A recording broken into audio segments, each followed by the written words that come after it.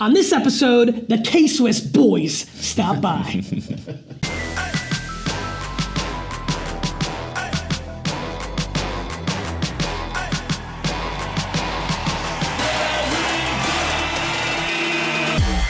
ask questions, and I answer them.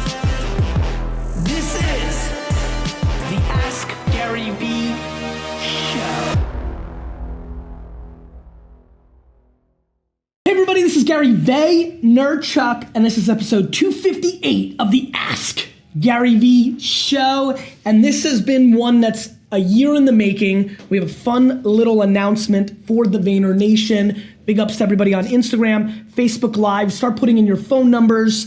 We will be calling you shortly. Seth, you're gonna be ready for that? You're gonna be dialing in. I love it. But as you can see, we have two handsome gentlemen here with me. And where I will frame this up, actually, I'm gonna let them introduce themselves first. We'll build up to this moment, and then we're gonna let Barney tell a little story, and then I'm gonna jump in, give you guys the 411, and then we're gonna do some calls around the sneaker business, urban culture, marketing, things of that nature. But why don't we start with better looks? Go ahead, my man. What's going on, guys? I'm Patrick Buchanan. I'm the Global Marketing Director at K-Swiss. And Patrick, so what does that mean exactly? I just make the world go round. So I mean, when it comes to K-Swiss, like every image you see, every influencer, every celebrity, we just signed DNCE and announced that partnership yesterday. So congrats. Photo shoots, and we have a team in Asia and a team in Europe. So it's a busy job, but a fun one. And how long have you been there? I've been in K-Swiss for 8 months. So new-ish. It's newish, yeah. And have you always been in the apparel sneaker world or anything? Like, where did your career start? When did you first get into that? Yeah, it's been 9-10 years now. So I mean, I went to school for journalism. They were trying to pay me $19K when I got out of college. I was like, fuck that.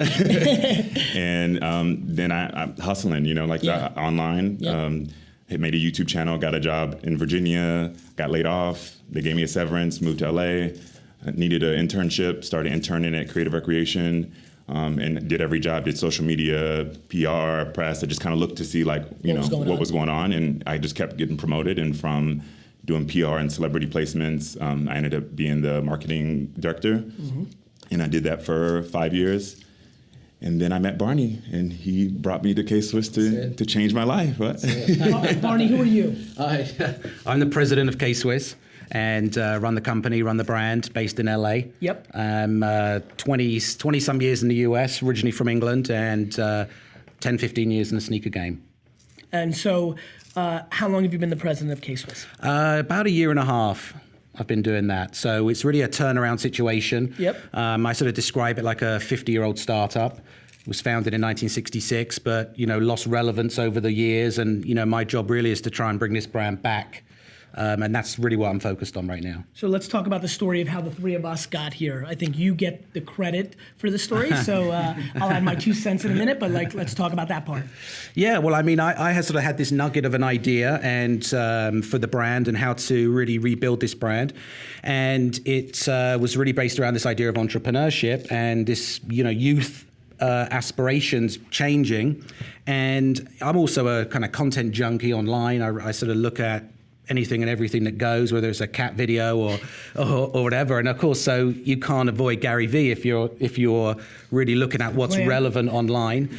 And so, yeah, I became a follower and just came to me one day like, Gary's the ultimate representation of what I'm talking about that young people are aspiring to be. And so the beauty of social media these days is you can really reach anyone as long as you've got a compelling hook. And so I think I just went to the website and did info at, I wrote to info, whoever that is, and with a Mr. 2-sentence banger, and I thought I'm definitely cold email. Yeah. But it's got to be good and it's got to be short and sweet. Yep. And I got a reply from one of your Team Gary guys replied, said, yeah, let's set up a meeting. And then about 3 hours later, I got an email from you directly with just a smiley face, and that was it. And I thought, that was you basically saying, look, I'm not going to engage, but I see you. It was interesting. I mean, I see, one thing that a lot of you may know is I see a lot of the email that I get, and I'm 41 years old, which means I've watched sneaker culture happen. Yeah. I grew up when athletes entered the foray of being the face of it. I lived through before Yeezy, like when Jay-Z and others, when hip hop and other, Run DMC really hit me. Other things happened, and I agree with you as well, and have been living it and seeing it, that entrepreneur culture is now a pillar of culture the way hip hop and sports is. Yeah. And so I smiled because I said, to me, the things that I want to be associated with and do, like the Apple show or all the stuff I do, is if you hit, it's meaningful. Like Michael Jordan and Yeezy and these guys are on such a different level than I am. But look, if entrepreneurs can be faces of things, this is an early foray, and sneakers are now Absolutely. an absolute pillar of our culture. Absolutely. To me, the upside, my smile was, the upside of being involved in something like this or being part of something like this could be interesting. And so then we met in LA. That's right. So we set up a meeting. We met we had a meeting, and I got an email before I showed up. Hey, FYI, someone's going to be filming the whole thing, which was weird. Which was a little weird. But I'm like, okay, I call myself face for radio. So,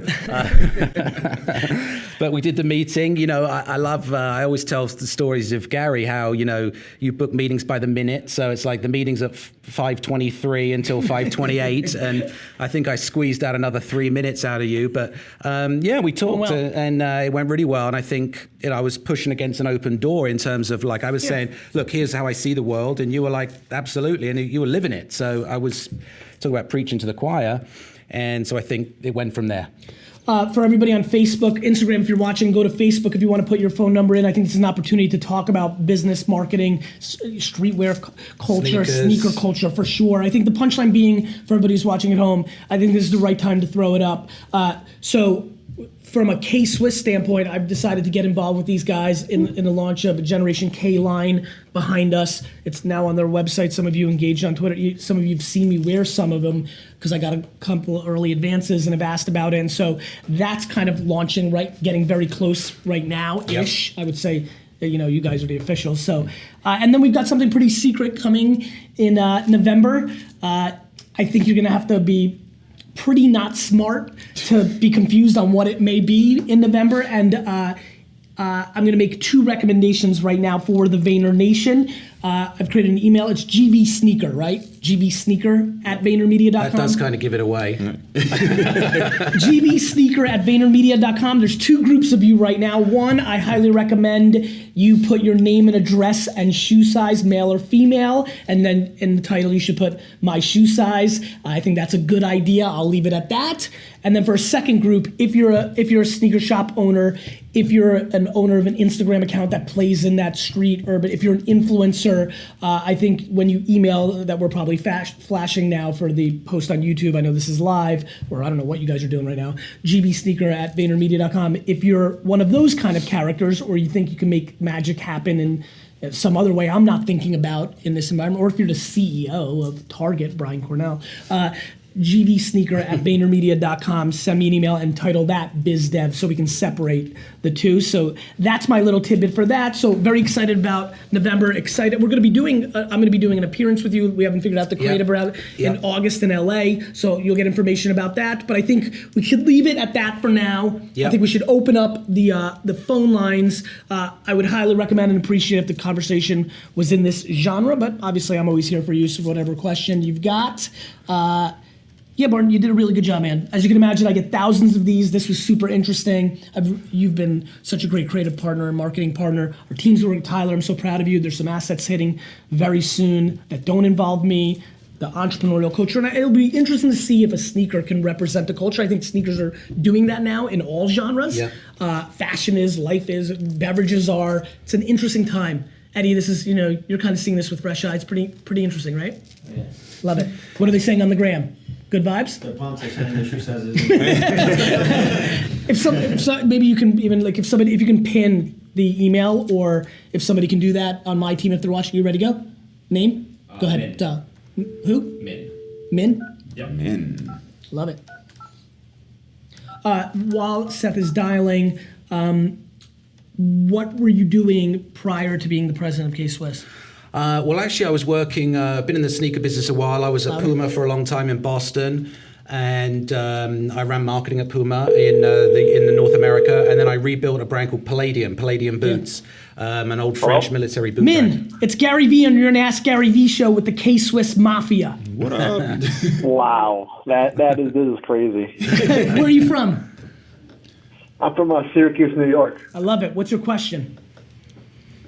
So I was just wondering, how are you guys gonna reinvent K-Swiss? I mean, I've heard of K-Swiss. I love K-Swiss, but it hasn't been around for a while now. Yeah. Especially with Yeezy, it's like the crack of a shoes. You know, how are you 100%. gonna Yeah. make this happen? I mean, Barney? yeah. I mean, look, it's definitely that's the ultimate question. Yeah. First of all, call Garyvee. But I've always really believed if you can't be first, be different. And the sneaker market is dominated by massive, strong companies. So the first thing I said is you can't be the fifth best at what they're already doing. Okay, so in other words, Nike owns the idea of athletics. So if you want to run a 6-minute mile, or you get up in the morning and want to dunk a basketball, wear Nikes. Adidas now owns this position of celebrity. So you want to be the cool kid at the party, wear Adidas, and that's nicely differentiated from Nike. So I knew, worst thing I could do is try and be the 10th best Nike or the 10th best Adidas. So I said, look, there's really not just me as a group of us, but there's really a new aspiration. So if a celebrity made the athlete look old-fashioned, I think the entrepreneur or the young CEO is making the celebrity look old-fashioned, because the new aspiration of people is to have their own company, to be the boss, have a brand, not to run a 6-minute mile. I mean, everyone I talk to says, if I give you a choice, you want to play for the Yankees, you want to do a concert, or you want to be the CEO of your own company, I think 60% said CEO. So That's game changing, because the answer Right. to that 10 years ago was zero. Min, I think, from my standpoint, even think about, the fact that you're watching or calling into this show, right? What fashion brands, and definitely sneakers, since I think they're at the top of the pedestal now of culture, have to do is trade on culture. Sports was culture. Hip hop and music is culture. It's really wild to see entrepreneurship emerge as culture, and I think Barney's betting on that. Does that make sense, Min? Yeah, it makes total sense. I mean, I'll give you an example. Somebody else who's got a fashion brand or a sneaker right now may say, you know what, I'm gonna go all in on esports celebrities, and I believe that if I get the 40 biggest esports fans to love my brand, that all the kids that look up to them, there's nothing new here. It's, are you good enough to trade on what's emerging is the basic bet here, right? Like it's not, the game's the same. I mean, you can go back to John Wayne smoking a cigarette for Lucky Stripes. You're siphoning off of culture. I think Barney's bet is entrepreneurship big enough? Look, I'm not fucking Yeezy or Kobe, so but the good news is for them, they're not paying me anywhere close to fucking any of that shit. So I think the question becomes, first of all, I think this is where Patrick and the design team, they had to upgrade their designs. The big thing I asked them is look, if I'm gonna be involved with this, I need to be able to wanna wear it. Do they look good? I think that was a big play for you guys. And they're gonna make a bet on whether it's me or the other people they've got other people assigned and associated. Can they hack enough of entrepreneurship, and this being a sneaker that associates with I'm a hustler, I'm an entrepreneur, will that be fruitful enough to trade that the investment was worth the growth in sales because it hacked culture? Make sense? Yeah, it makes sense. So it's really a mindset, it's a different voice. It's the same person who we're all talking to. It's a question of, are they more receptive to listening about sports, celebrity, or entrepreneurship? And so it's about finding white space, which is true of any business or any brand is, don't push against a closed door, find an open one, and be the first at something versus the 10th. And that's really what this is about. It might not work, right? Like, I think the thing that's really interesting is that a lot of people said that celebrities couldn't endorse sneakers for a long time in the game, especially when you were in it, because and you saw it not work a lot of times. Even some of the biggest non-athlete celebrities struggled to get any traction. But now that Yeezys happen and Rihanna, Puma, it's just seems like normal. Yeah. I mean, I don't know if this is going to work. It's going to work. I just believe that this is the best at bat. And for me, the same reason I did the Apple show, I want to be involved in firsts. If this works and it becomes a big time sneaker and all of the entrepreneurs wear it, I win. If it doesn't work, I win. And let me explain why. I want to win for these guys. I'm going to win at what I signed up for. I always do this. I've already delivered for them. if it doesn't work, when I'm 58, it's a funny joke on stage, right? Like, remember when I thought I could do a sneaker? Like, it's just win-win. And man, I think that's a really important thing for everybody watching. Putting yourself in positions that are win-win are extremely important. Got it? Yeah, I got it. Cool, man. Thanks for calling. Thank you. I can't wait. Yeah, thanks. I can't wait to see what you do with this brand. It's pretty exciting. I'm gonna watch closely. Man, how long have you been paying attention to me? Good 6 months. Good. So then maybe you do or don't know this, but like my aspiration for building VaynerMedia was to buy iconic brands and remarket to them. So for me, this is a great little middle step to associate with guys I've ended up really liking, a brand that I knew as well. I mean, I knew K-Swiss when Ice-T was rocking and when shit was gangster, right? Yeah. So like it's an iconic brand that has a chance, and we've seen iconic brands work and not work. I mean, D-Rock's wearing Stan Smith, like that was rebooted through a similar, so it's really just gonna be, I agree with you. I'm more interested in watching it than almost weirdly being in it. Yeah, I'm offended by D-Rock wearing those sneakers when I'm in the D-Rock, building. you know what it is? D-Rock is sticking it to your face. He doesn't fucking give a shit about it. Exactly. No, that's All what right, I'm let's picking get to the up. next one, Seth. Yeah, D-Rock's a bad guy. Thanks, man. I haven't gotten the pair. Get the fuck out of here, D-Rock. I sent you so many packages. Thank Come you. on, You're such a dick face. But besides D-Rock being a terrible human being, what has been interesting, so actually take me back. Can I ask this question? Do either one of you know why the Sean Carters did not work? I feel like. Okay, give it your at bat. Why, I mean, from your it's not whether this is true or not. From your opinion, why did they not work? When did that happen? When was that? Oh, goodness. 2000? Early 2000s. Okay, why did that not work? I think the difference between even this partnership and that partnership is that it has to feel authentic, you know. And I think He was just doing it for money. He was just doing it for money, and Yeah. he didn't. Did he wear the shoes? Did he really talk about it? The difference between Yeezy and Rihanna is that Rihanna wears her shoes every single day. This is taking. You can dial it up. This is taking. Who's this? Jesse from Upper Saddle River. Okay, Jesse, let's get to this. I have a really funny thing that is going to catch you guys off guard. I want you to tell the truth because it's going to bring value to them. Yeah.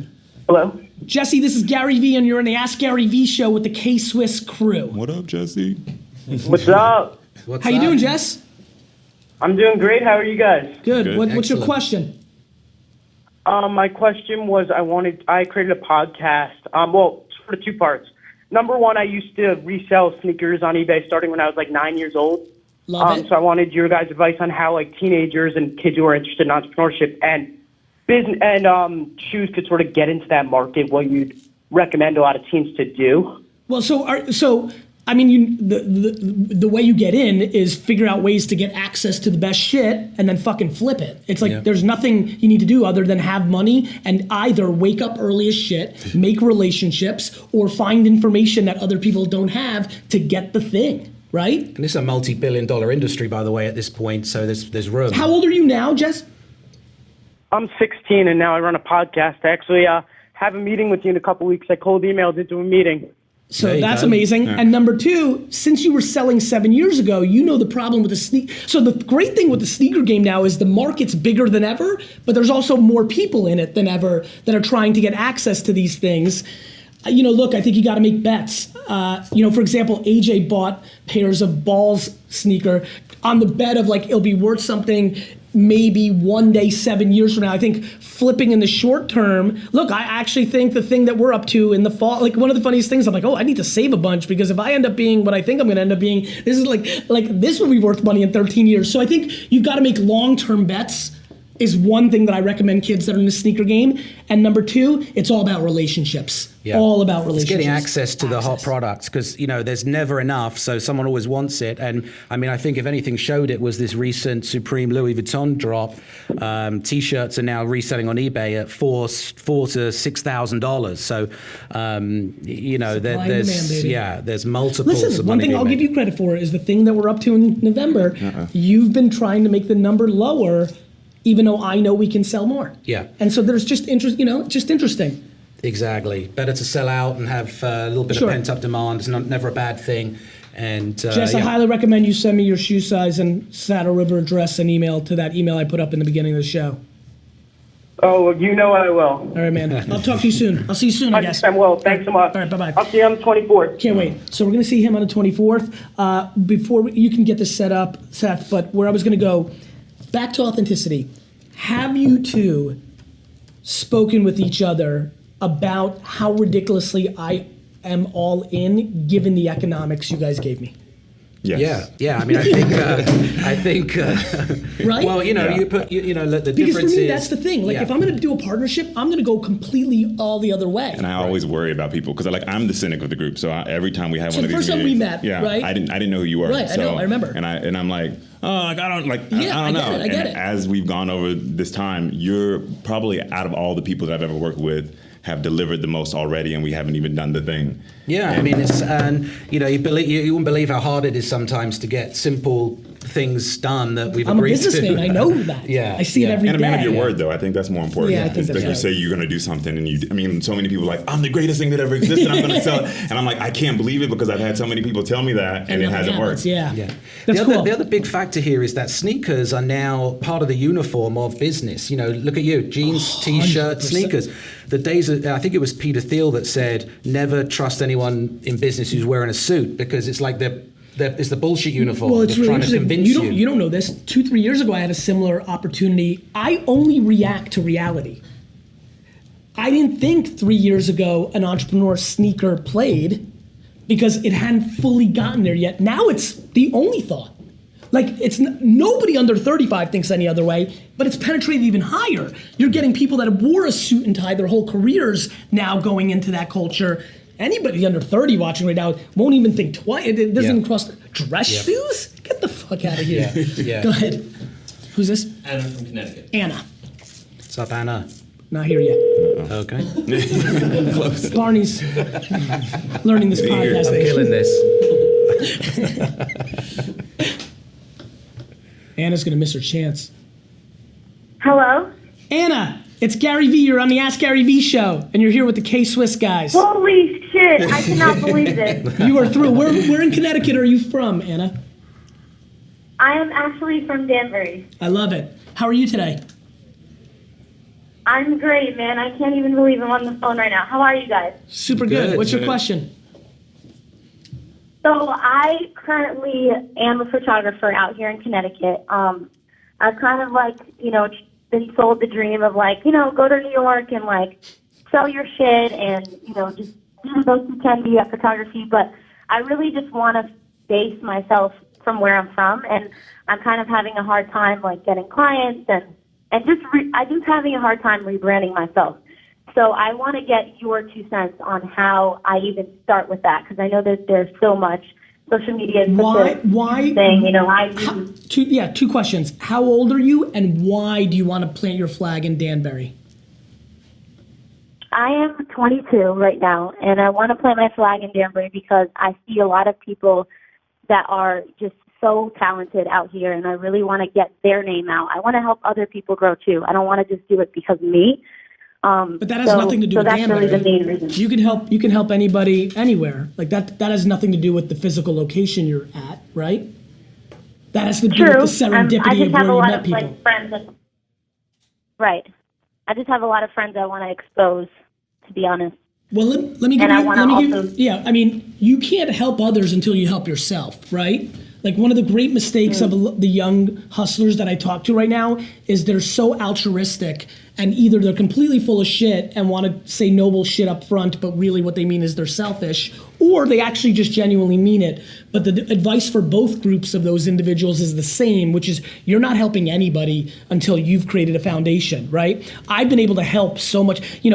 What I'm doing now, why I have an audience, is I've been able to help so much, but I didn't help shit the first 13, 14 years of my career. I put my head down and fucking worked to create a foundation for me to be able to help. To be very frank, for me, it's far more likely that you do go to New York, do your thing for 3 years, you're 22, eat shit, get a Craigslist apartment with 11 fucking people in a studio in fucking Harlem, right?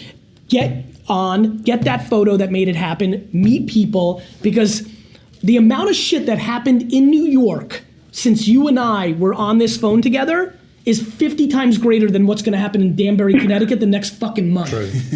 I'd say the key to photography, to me is access, where you are, because everyone's a photographer now.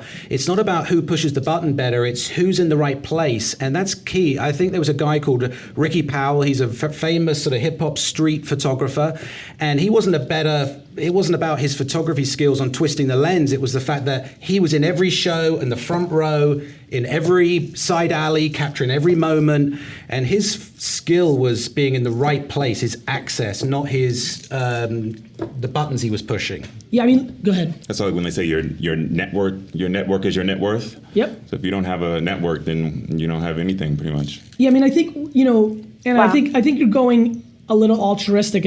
I think you happen to be a nice person who met nice people in Danbury, Connecticut, and would like to see them be successful.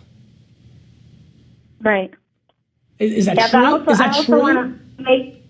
That is true, but I also want to make a living off of this, and I want to be able to make money out of my passion too. Well, that would mean why you should go to New York and not stay in fucking Danbury. Yeah, and if you can get paid off of a good Instagram feed these days, I mean, it's never been easier to make money by being a good photographer. Do you have a romance of the narrative of like you made it in Danbury? Are you scared of New York? Like, help me here. I'd love to make it in New York, to be honest. Like, I don't put Danbury over New York. Okay. Yeah. Okay. So what's stopping you from that? Being able to afford it? Yeah. Good. To be honest, and like the odds of like financial stuff. Yeah. You need to go to New York and get a bullshit job for 8 hours a day, live shitty as fuck, and then spend the other 8 hours a day that you're awake working on your craft. And then you need to wake up at 29 years old and have a prayer of it actually happening. And D-Rock and Tyler and Eddie are all smiling. These are all guys that have worked for me for a while, and that's what they did, and that's why they're smiling.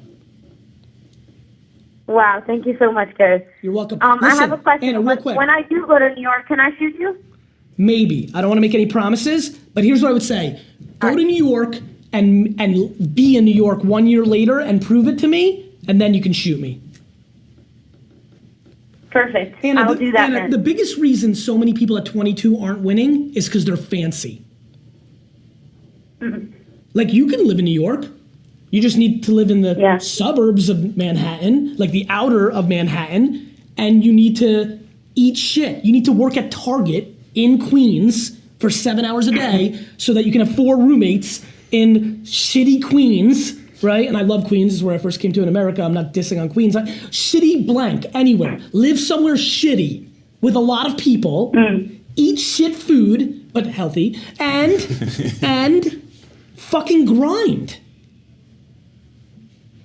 That's it. All right, man. I'm gonna do it. I'm gonna get it done. Good luck. This is the thing. Like, this is the thing. This would be the, and this is, you know what? I'm going to use this as a cool tie-in. This is what brands try to figure out. If God willing, I usually use God forbid as a slang term for God willing. If God willing, your brand can represent that energy to people. That's why people would wear it. Yeah. Right? Yeah. Like, I mean, right? but Like, that's it. does she care about running a 6-minute mile today or trying to get ahead in life? That's my whole point. No, Barney, you're by the way, you're right. Like, good news, you're right. Right. Bad news, we may not execute. Yeah, absolutely. That's what it comes down to. 100,000%. Yep. You're right. Yep. You might have picked the wrong guy to associate with. You might have picked the wrong designs. Yep. You might have the wrong distribution deals. But you're right. Somebody's going to win it. Yeah. The good news is that early predictions is that it's working. So like when we went to Foot Action and Shoe Palace and all these accounts, it's going to be in those stores come August. So that's big for the you, buyers right? believed in it. Yeah, well, no one denies it at this point. When you talk about entrepreneurship and you being the voice of that, Who's this? Then it's undeniable. Drew? The buyers really bought into that. Yeah, they know it. It's like nobody disputes it because it's true. So why are we talking about basketball? Drew, this is Garyvee. You're on the Ask Garyvee show. Drew. Oh, shit. Hell yeah. What's your question, man? You're here with the K-Swiss guys? Yeah. So how's it going, guys? Hey, so really where I'm coming from is I'm 24, about to turn 25.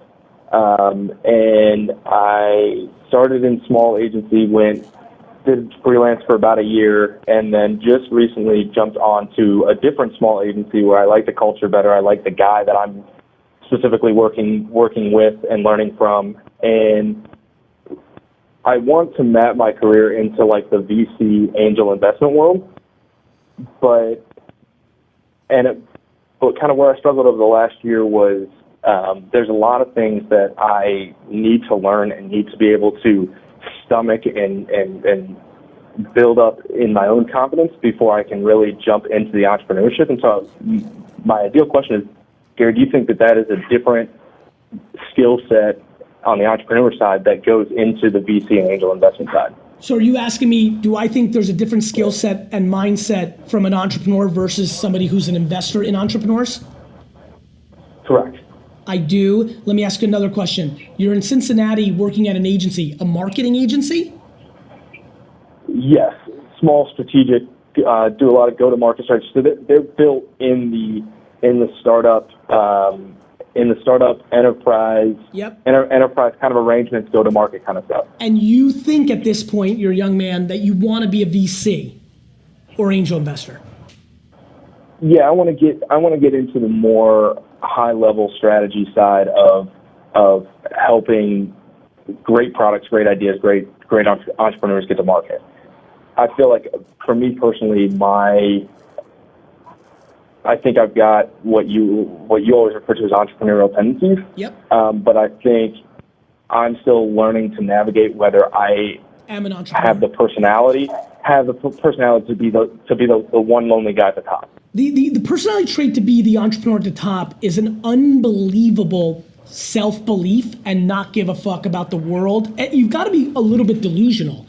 Practicality hurts entrepreneurship a lot of times because it's so hard and lonely and insular and high risk, and you have to love losing more than winning, which is not a lot of people's traits because they're posturing to the outside world. Social media has taught us that people will PR themselves. Everybody's the greatest on social media. That's an indicator, right? Like, even notice, it was funny when I started getting on Snapchat, my natural tendency was to take ridiculously poor lit pictures of myself on planes looking like shit, because that was like losing in entrepreneurship while everybody else was staging private plane bottles. Like, it's just so funny, the insight. So I think even listening to you in 2 seconds, I think that you're not necessarily an entrepreneur. So I think you're barking up the right tree. Here's what I would say. Similar to Anna, make sure you get a heavy dose of New York, LA, and San Francisco. Afford to be able to go out there, go to conferences. You can get really caught being in a smaller market because you're playing at a minor league level. And to really be a successful VC or angel investor, especially in my opinion, in the next 10 years, when I predict the downfall of that market, once there's a correction, you're gonna have to be really special or you'll be looking for another job in 4 years. Fair enough. So keep that in mind, okay? Yeah, absolutely. All right, Thanks, guys. Yeah, take care, good luck. Yeah, Let's get one more in. If there's a sort of theme of all the young entrepreneurs we speak to, because we speak to a lot in sort of generating products and stuff like this, is struggle. I mean, it's no glamour in the backstories, and there's definitely more failure than success in almost every case. 95%. Yeah. Like, it's not even like I think people who are watching genuinely believes like every other person wins. Yeah. Like the reaction and the vibe, because it's been put on this pedestal and because it is cool now, like, almost everybody is going to lose. Almost every single Instagram account right now that says entrepreneur will lose time and or money and or reputation. Yeah. It's, do you get back up after Here's being what knocked happened. down? A lot of these people aren't losing money. They're raising a little bit of money because their uncle thinks they're the next Mark Zuckerberg. What kids don't realize is they're losing time and reputation when they try to force themselves to be entrepreneur. And that's why we see so many fake entrepreneurs right now. It doesn't cost any money to come up with a funny name printed on a t-shirt and say that you're a fashion entrepreneur. It takes no money. What you're losing is the winners of the world think you're a joker and you never recover. Right. What you're losing is you spent 3 years on your bullshit t-shirt business, and what you could have been doing was learning skills by interning somewhere around what you're good at. Self-awareness is the key to great entrepreneurship. We'll see. We talked to a guy yesterday who had a sock business, a guy called Mike Sherman. His first run, he made 80,000 pairs of socks and they were faulty. He had to eat 80,000 pairs of socks. And all I thought was, how did you go back to order another 80,000? You'd failed once, to go back and say, I'm going to go the second time. That's the gene that if you don't have it, you're kind of wasting your time. Listen, my biggest fear of this entire project is that this really works super well and people think by wearing these sneakers they're an entrepreneur. That you will probably be just fine with that. I'm fucking petrified of you've got to do the work. Yeah. Last one. Brittany from Florida. Freddie? Brittany. Brittany from Florida. All right? Just gotta make it clear. It's the grind, man. 80,000. But how many people would have given up then and said, you know what, forget it. Thank God he was in a financial. Hello? Brittany, this is Garyvee, and you're on the Ask Garyvee show with the K-Swiss guys. How are you? Oh my God, I'm about to die right now. That's how I am. What's Brittany, up? don't die. That would be great for ratings. So, do you have a question? Yes, so I just wanted to know, as far as with the K-Swiss brand, are you guys planning on making the sneaker accessible? I feel like with sneakers that are really starting to pop, like Adidas, and even especially with Nike for a while, people that really want them can't buy them. And then it just kind of gets oversaturated on eBay, and then, small sneaker stores that sell $150 shoe for $500. And it just really sucks for a person that really wants to buy sneakers and collectors. Yeah, I mean, I'll let these guys speak to the overall thing, but my main plan for November is I'm going to buy them all and then trade them for $1,000 a pair on eBay. So I'm going to make them really not accessible. Somebody should. I mean, I'm kidding. Right? Okay. I'm kidding, Brad. I'm kidding. Oh my God. I'm kidding. I think first and foremost, we don't yet have the cachet where we can have people lining up and for one little limited thing, we're a sneaker for everybody. We're not trying to be the niche little streetwear brand, I guess. We're trying to build a big sneaker company for everyone. So, but there are some realities for supply and demand about, do you pre-buy, 10,000 pairs and then find out only 1,000 people are interested in them, and you've now got 9,000 pairs in the warehouse. So I think, there is a limited audience, a very dedicated, voracious audience who collects these higher end things. So there's a balance between ordering the right amount and then not making them so scarce that everybody's left disappointed. And it's created this huge aftermarket. I think for us, we'll make things as accessible as we can. We've talked a lot about this, Gary and us, about, what is the demand going to be? And I don't think we've really got the answer yet. We're not sure. Yeah. I mean, so I think, Britt, the question becomes, this happened in the wine business. It was interesting. One of the things I'm watching sneakerheads go through is, do you really want that sneaker, or do you want that sneaker because it's hard to get, right? What happens is things become caricatures of themselves.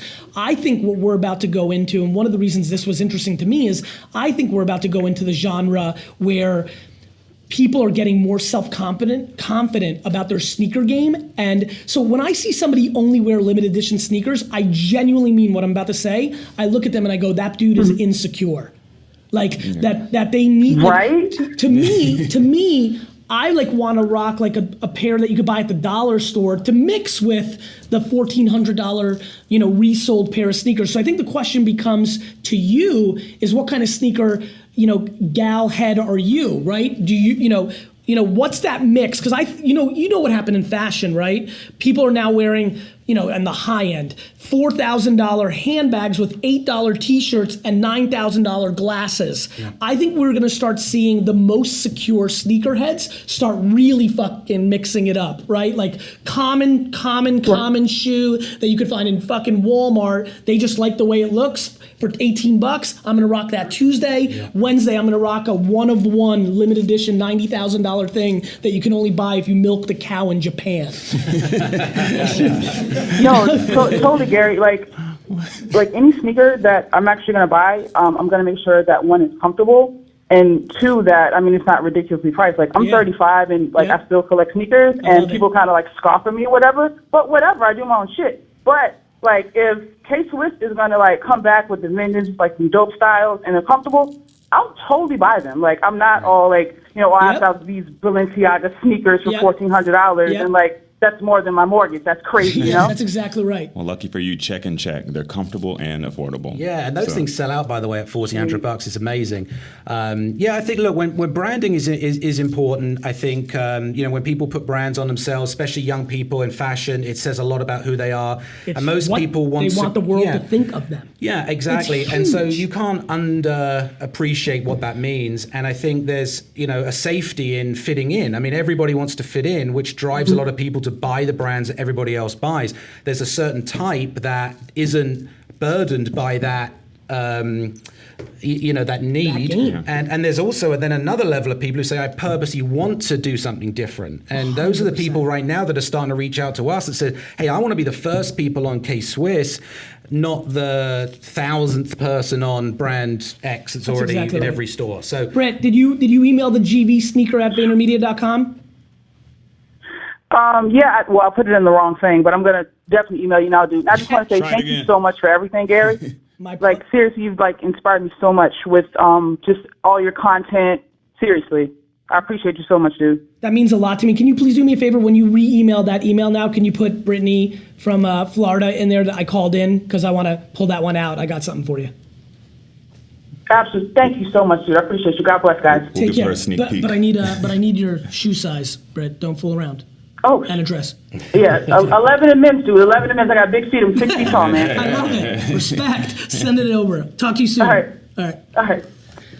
This was fun, man. yeah, it was a treat. year in the making. Thank you. Yeah, ticking exactly. ticking away. So anyway, a lot more coming. Get ready for November. I'm really excited about what we got going on. Do we have the LA date in August? August 1st. Okay, so I'll Shoe be- Palace on Melrose. Oh, well, you're really dropping it. Yeah, Good. it's Fuck happening. it. So August 1st, LA, come and see And then us. Complex Con in November is a big date for us on the calendar. Look up Complex Con, Long Beach. Am I locked in for that? That's firm. I'm speaking, we're locked in? On the calendar. Okay. K-Swiss booth, Garyvee, surprises. Did I talk to Mark Echo yet? Do we know? Oh, right. I don't need to speak to be there. Okay, we'll figure that all out. Anyway, question of the day. Uh-oh. You guys get to ask the question of the day. This is as good of an opportunity for you to get market research on entrepreneur mindset around sneaker culture. So I would ask a very, very detailed needle in a haystack-like question. You will get thousands of answers on Facebook and YouTube. Do not blow it, Barney. I would ask, what is the real need of a entrepreneur in terms of a sneaker and footwear? What is it is there something that's missing, or what are the real needs that people have that we can Whether emotional create or solutions practical for? thing. Yeah, and it might be versatility. Things like I get up at 6, I get home at 10, I go to the gym, the office, and a meeting. I need something that works for everything. I fly, I need something packable. What is it? So, because I think the more that we create products that fit real needs, is the more successful. Right? There's only so much you're going to be able to do with the construct of a sneaker. Of course, yeah. I think it's the emotional thing. Yeah. From an authenticity standpoint, where does it show up? What are you gonna do? It's a sneaker. There's only so much you can do with this. Yeah. Yeah. Look, if you can fucking do some shit and when I travel, but I think it's, I think we need to be realistic and fair. No sneaker in the world can do anything but other than, there's clearly some technologies, but trading on that thing that connects that audience to is the fucking game. Yeah. All right. Nice. Patrick. Thank you, Thanks for sir. being on the show, man. Thank you, Bye. Gary, as always. Howdy, man. Thank you. You keep asking questions, we'll keep answering them.